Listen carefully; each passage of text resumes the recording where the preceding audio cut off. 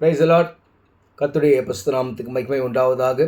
இன்றைய நாளுக்கான இறைவாக்கியம் மத்தேயு எழுதின நற்செய்தி நூல் 9ஆம் அதிகாரம் வசனம் 19 முதல் 22 முடிய.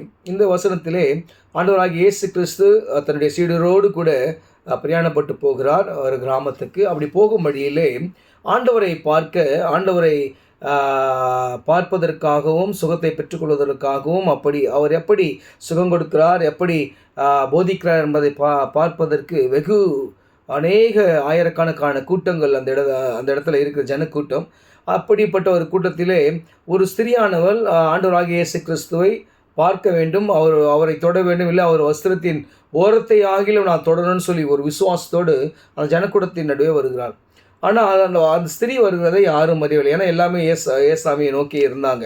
அப்பேற்பட்ட சூழ்நிலையில் அவள் ஒரு பெரும்பாடு உள்ள ஒரு ஸ்திரீ. அவளுடைய ஆஸ்திகள், அவளுடைய சொத்து பொத்து எல்லாவற்றையும் விற்று அந்த வைத்தியத்துக்கான செலவை அவள் பண்ணிவிட்டலாம். அவ்வளோ வைத்தியம் பண்ணாலும் கூட அவளுக்கான சுகம் கிடைத்ததா என்றால் கிடைக்கவே இல்லை. சரி, கடைசியாக அவள் என்ன நம்புறான்னா, இது மாதிரி நசரனாகிய இயேசு கிறிஸ்து இருக்கிறாரு, அவர் அநேகரை சுகப்படுத்தியிருக்கிறாரு அப்படின்னு சொல்லி அவளுக்கு அந்த நற்செய்தி அறிவிக்கப்படுகிறது. அப்படி அறிவிக்கப்படுகிற போது ஒரு விசுவாசத்தோடு அந்த ஸ்திரியானவள் வருகிறாள். அவருடைய விசுவாசம் பாருங்கள். நான் அவருடைய வஸ்திரத்தை ஆகிலும் தொட்டால் சொஸ்தமாவேன் என்று தன் உள்ளத்தில் எண்ணிக்கொண்டு அவருக்கு பின்னாலே போய் அவருடைய வஸ்திரத்தை தொட்டாள். கருமையானவர்களே, இந்த விசுவாசத்தை பாருங்களேன். நம்ம என்ன பண்ணுவோம், ஆண்டவரே நீங்கள் எனக்கு என்ன பண்ணுங்கள், முகமுகமாக என் கூட பேசுங்க, என் பேரை சொல்லி கூப்பிடுங்க, என்கிட்ட வாங்க, எனக்கு ஒரு அடையாளத்தை செய்யுங்க, அப்படி தான் நம்ம கேட்குறோம். ஆனால் அவன் ஆண்டு என்கிட்ட பேசணும்னு அவன் ஆசைப்படலை, ஆண்டவர் பார்க்கணுன்னு ஆசைப்படலை. ஆனால் அவருடைய விசுவாசம் ரொம்ப பெரியது. அழகாக சொல்கிறான், அவருடைய வஸ்திரத்தின் ஓரத்தை ஆகிலும் நான் தொட்டால் சொஸ்தமாவேன் என்று சொல்லி விசுவாசம். எப்பேற்பட்ட விசுவாசம் எனக்கு அருமையானவர்களே.